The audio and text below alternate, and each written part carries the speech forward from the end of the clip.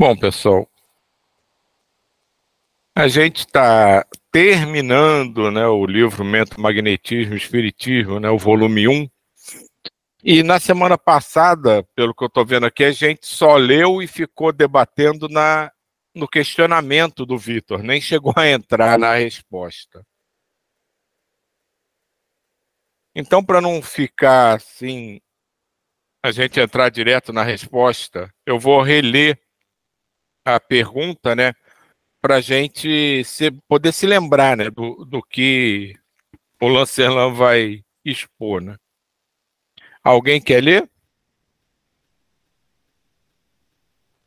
Então vamos nós.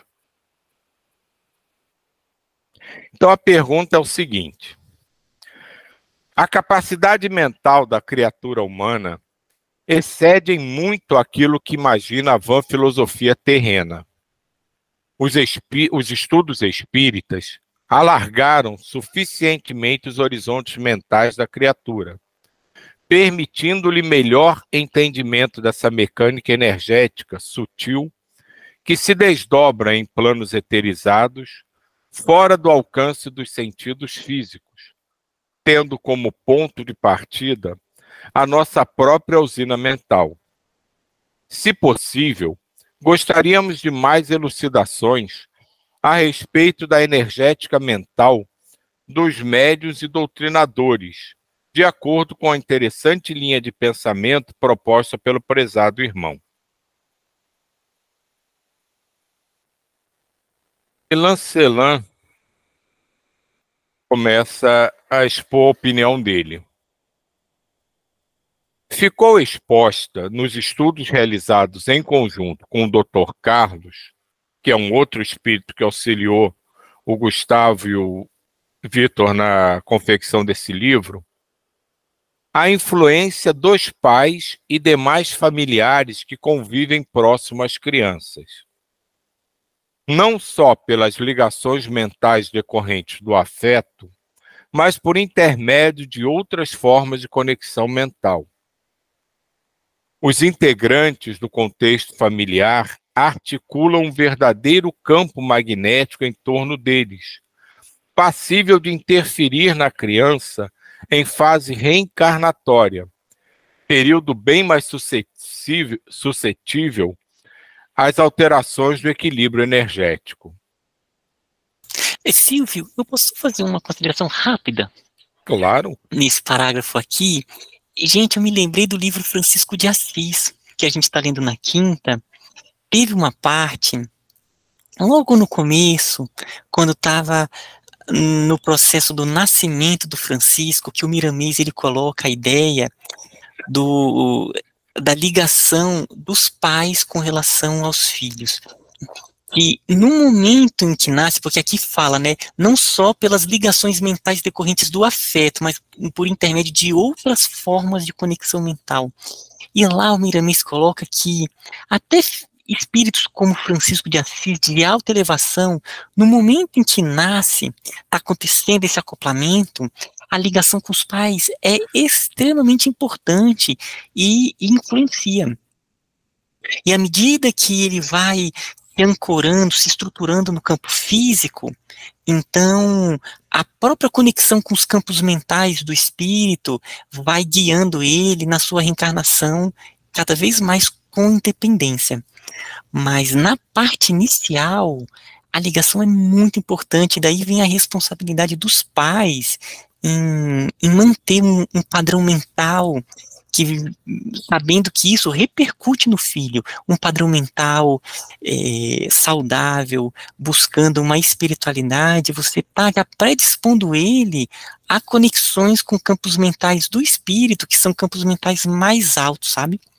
Então era só isso que eu queria fazer um comentário nessa parte aqui da ligação pais-filhos.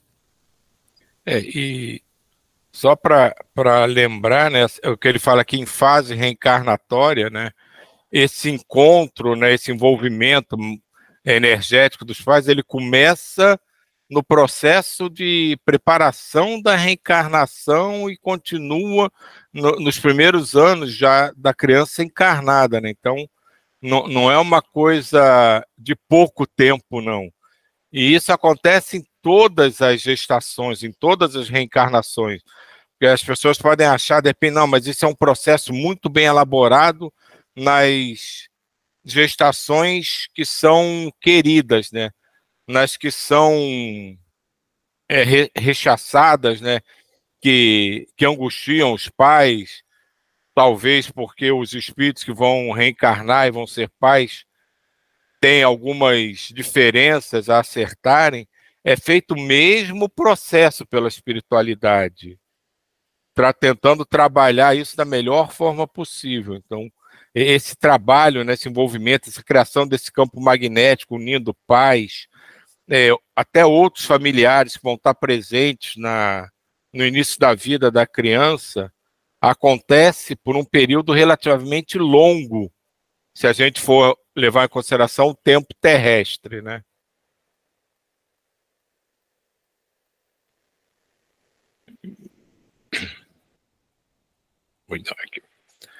O doutrinador, em particular, possui esse campo energético dotado de características peculiares, pois, embora não manifeste a mediunidade ostensiva, ele desenvolve, mediante a prática, o mesmo sistema anímico mediúnico do médium ostensivo, se bem que o faz com certo grau de limitação para não alimentar a consciência de vigília.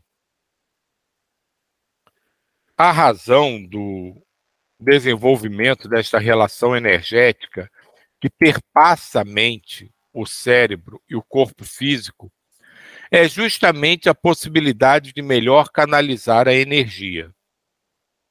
A interconexão mente-encéfalo via sistema mediúnico facilita, por ato volitivo, contato direto com as energias físicas adensadas, em harmonia vibrátil com a psicosfera terrena. Abramos um parêntese para o seguinte comentário.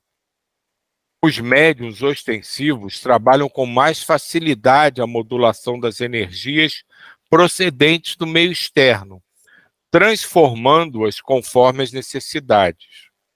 O sistema mediúnico integrado no médium, além de permitir o intercâmbio inteligente com os espíritos e a comunicação com os registros mentais das criaturas, também facilita a conexão com energias diferenciadas, todas passíveis de significativas transformações.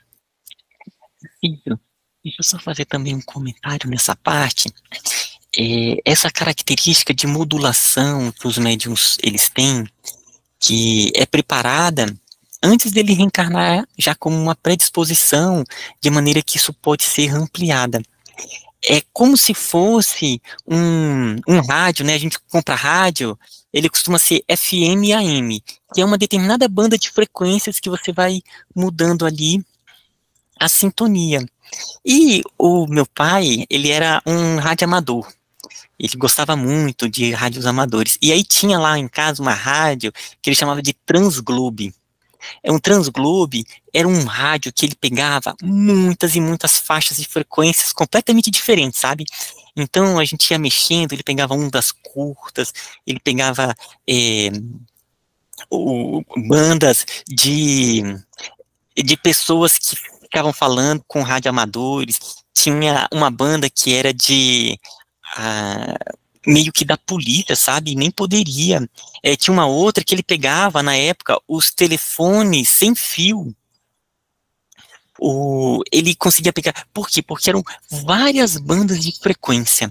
O médium, ele vem preparado como uma espécie de um rádio transglobe, que ao mesmo tempo ele entra em sintonia com mentores, com frequências altas, também entra em sintonia com espíritos necessitados, com uma ampla possibilidade de variação energética para acontecer a ressonância e o acoplamento. A rádio, a sintonia é simplesmente processo de ressonância.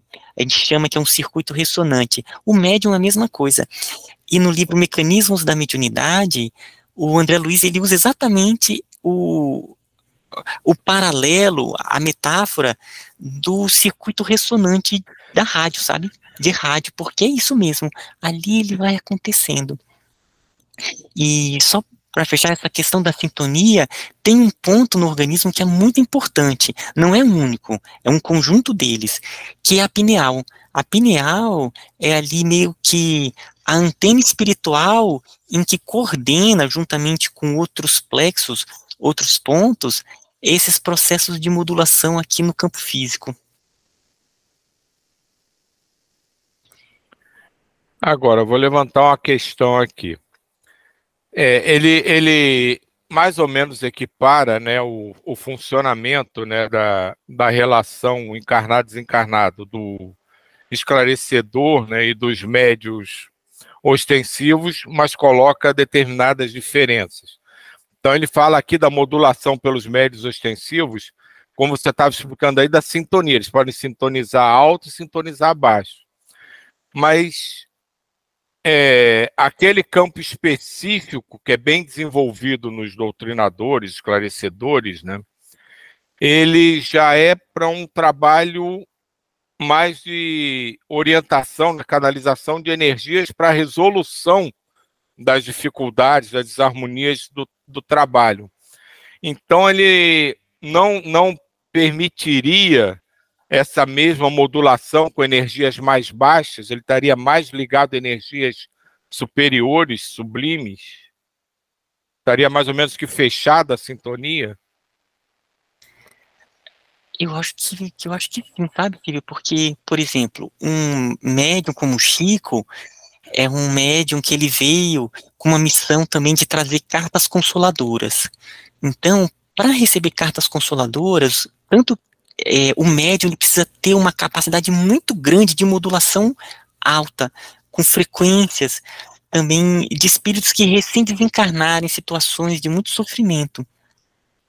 E tanto que tem poucos médiums de cartas consoladoras, porque é uma mediunidade difícil.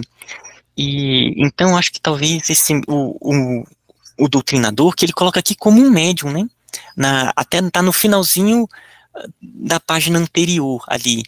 Ele coloca que ele tem a mesma característica que o médium, mas, quer ver, Silvio, só voltar ali para eu me lembrar ali, na última frase da página anterior, que ele coloca ali, aí, ó, ele vai e coloca assim, ele coloca que o doutrinador, né, ele possui o campo energético dotado de características peculiares. Ele desenvolve, mediante a prática, o mesmo sistema anímico-mediúnico do médium ostensivo, ou seja, então ele tem o mesmo sistema. Aí o que ele coloca é o seguinte: o que tem uma limitação é em alimentar a consciência de vigília. Então, acho que no doutrinador, esse canal para vir até o campo físico nele é bem limitado. E em Obras Póstumas tem uma hora que os espíritos falam da mediunidade do Kardec. Tem uma parte lá que ele fala assim, os médios, que ele é profundamente orientado, que ele nem imagina o quanto que ele escreve em sintonia com o que os mentores eles passam para ele, que ele vai escrevendo como se fosse as concepções dele, mas tá ali em conexão com os mentores. Então eu fico imaginando que é mais ou menos isso, sabe? O que aconteceu com Kardec, o que acontece com os doutrinadores, é só uma hipótese, né?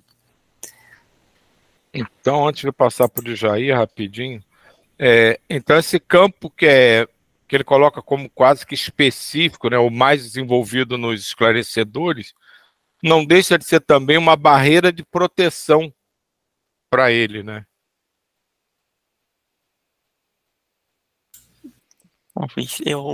Pode ser, Não, é uma possibilidade, né? é uma Também funciona possibilidade, como faz sentido. Diga aí, Jair. Bom, eu vejo assim que está bem explícito. O doutrinador, em particular, possui esse campo energético dotado de características peculiares. Os livros que eu li de Hermílio de Miranda, por exemplo, o último que eu ainda estou lendo é a Filha do Vizir, não, é a filha do irmão do Vizir. Todos eles, quando ele está no trabalho de doutrinação, como é que você vai querer se meter na minha vida? Quem é você para se meter nesse assunto? Se afaste daqui, isso não te interessa. Então, quer dizer, ele no ato de doutrinação, ele está se intrometendo na vida daquele ser, entendeu? Daquele espírito. Então, quer dizer, ele tem que ter todo, como ele fala, tem que ter uma característica peculiar. E como ele fala que ele também tem que estar de vigília, ele tem que estar atento, ele não pode estar com sonambulismo, ele não pode estar com ideias aéreas de voar, entendeu? De pensamentos aleatórios. Ele tem que ser todo centrado, tem que ser focado ali e tem que ficar em vigília, pelo menos eu entendo assim. Porque ele está pegando o bonde andando, que é história que nem ele conhece. E ele tem que pegar aquela situação e contornar, entendeu? Aquele ódio, aquela vingança, aquele ser que está lá deprimido, e transformar ele mostrar luz para ele, encaminhá-lo, entendeu? Eu vou contar uma coisa para vocês, uma vez que aconteceu comigo. Eu gosto muito de tirar fotografia, né? Então eu estava no aterro, eu estava tirando foto. Quando tirei foto, eu vi uma pessoa assim na grama, isso foi de manhã cedo. Eu vi uma pessoa, ela se destacou, assim, como tem esse negócio do jornal Globo que afasta, assim, quando tem esse lance de crime, ele se afastou do cenário que eu estava lá, né? Aí tinha um pássaro cantando perto, eu me aproximei dele para tirar foto. Quando tirei dele, ele falou assim para mim, moço, eu quero me matar. Quando ele falou, moço, eu quero me matar, eu fiquei chocado, né? Aí era uma coisa que eu comecei a conversar com ele, por isso que eu quero falar desse doutrinador. Ele conversava comigo, eu conversava com ele, mas ele não me via. O olhar dele não era o olhar como nós olhamos assim um para o ser humano normal olha para o outro. O olhar dele era de ausência. Ele já tinha posto na cabeça dele que ele queria se matar. Eu falei, o que adianta chamar um policial? Eu só fiz o quê? Oração. Depois ele se afastou. Então, quer dizer, isso tudo como eu estou querendo falar, por isso que ele fala que é um doutrinador peculiar, tem que ter uma atividade peculiar, ele tem que ficar repetindo tudo de novo. Porque ele se mete na história. Como é que é me meter na história daquele cara que queria se matar assim, de repente, e ele conta o pensamento, outra visualização. Ele nem me enxergava uma coisa incrível. É isso só que eu queria falar.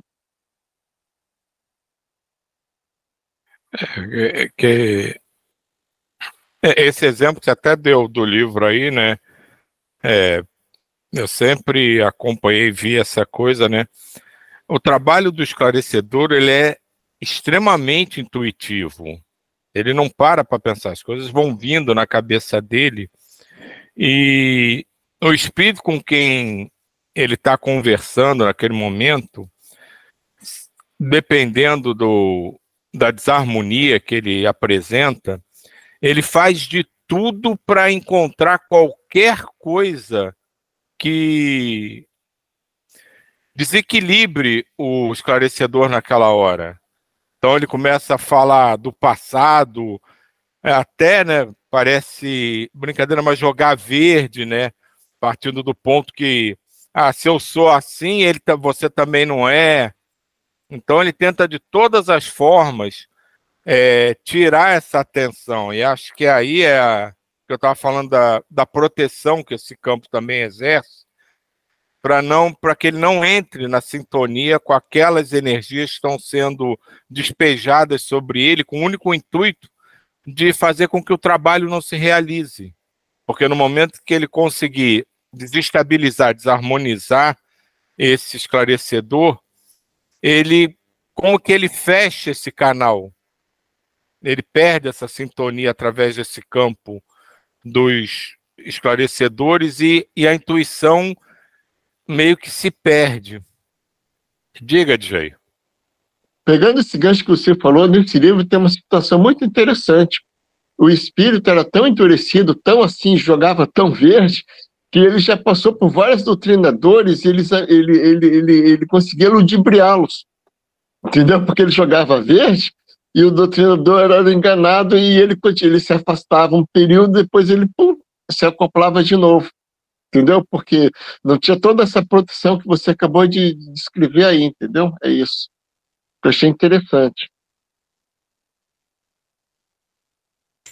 E aí, essa questão que você colocou, esses espíritos que eles vão e vão retornando, um dos pontos que o mentomagnetismo ele propõe para os trabalhos mediúnicos de desobsessão é o grupo ele crescer nessa capacidade de irradiação de amor num quando acontece uma incorporação dessa, é o grupo todo tá ali irradiando no que ele chama do campo consciência alerta, né, que é aquele campo do espírito que tem as lembranças mais lindas, exatamente para começar a dar aquele choque, ele começar a sentir o fluxo de energias em que ele já passou a ter por conta do acoplamento com o médium, isso é potencializado, exatamente para diminuir, talvez, esse retorno.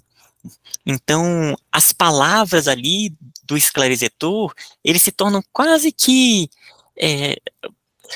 ela vem auxiliar, mas o mais importante é os encarnados estarem ali, ó, irradiando. Tanto que já tem no grupo do Gustavo, às vezes, eles nem têm o esclarecimento. É as próprias entidades que vão fazendo o esclarecimento enquanto o grupo fica mantendo o campo em uma frequência muito alta, sabe? É só uma reflexão, né? Aproveitar e colocando essa ideia que a gente já conversou tanto nesse ponto que você colocou, que é muito comum mesmo nos trabalhos de desobsessão. E assim, que a gente tem que ter em mente também que esses trabalhos não visam apenas o desencarnado, né? Que muitas vezes faz todo um trabalho com o desencarnado, até que se consegue conscientizá-lo de outra forma de ver as questões em que ele se envolveu, e o encarnado não modifica a sua maneira de pensar. Então, ele, às vezes até acontece, isso eu já vi, ele se livra, né, entre aspas, daquele espírito que estava, de alguma forma, cobrando algo, e se liga a outro numa situação semelhante, porque o espiritual foi tratado, mas o encarnado não absorveu aqueles ensinamentos. Então, ele se mantém com a mesma esfera vibratória. Então, ele se desconecta de um, mas continua emitindo a mesma onda de frequência, se conecta a outro. Um problema semelhante, que vai buscar algum outro, talvez, bolsão kármico dele.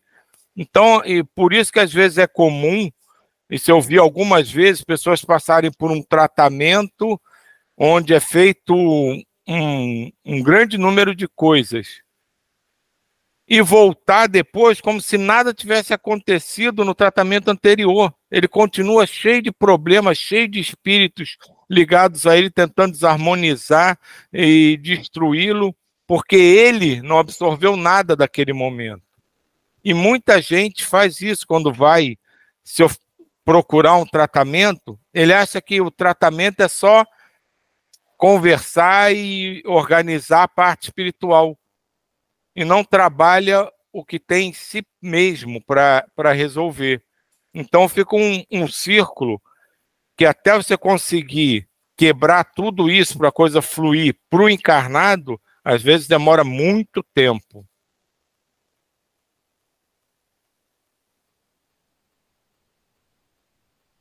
Deixa eu ver aqui quanto falta aqui. Já está quase na hora. Não, falta um pouquinho terminar aqui. Em mensagem anterior, foi relatado que tal ocorrência se verifica de maneira inconsciente. O médium é um intermediário da divindade. Contudo, em desequilíbrio, espalha desarmonia por onde passa. Por outro lado, comentamos que o doutrinador também possui um tipo de sistema mediúnico, porém com limitações relativas à consciência em vigília. Existe sutil diferença entre o médium ostensivo e o doutrinador. Digamos que o médium é modulador de energias, enquanto o doutrinador é o elemento capaz de assimilar e canalizar adequadamente o fluxo energético. No entanto, gente, na verdade eu ia terminar, mas eu vou parar, porque acho que esses 2 parágrafos têm muito pano para manga. É rico, né? Uma riqueza. Esse parágrafo aí é a resposta que nós estamos debatendo há pouco, é muito rico, né? Fantástico. Daqui vai sair muita coisa. Então, vai sair um caldo bonito. Porque esses 2 últimos parágrafos da resposta dele, acho que a gente vai levantar muitas questões semana que vem ainda. Só essa última frase que você leu, quanta coisa bonita.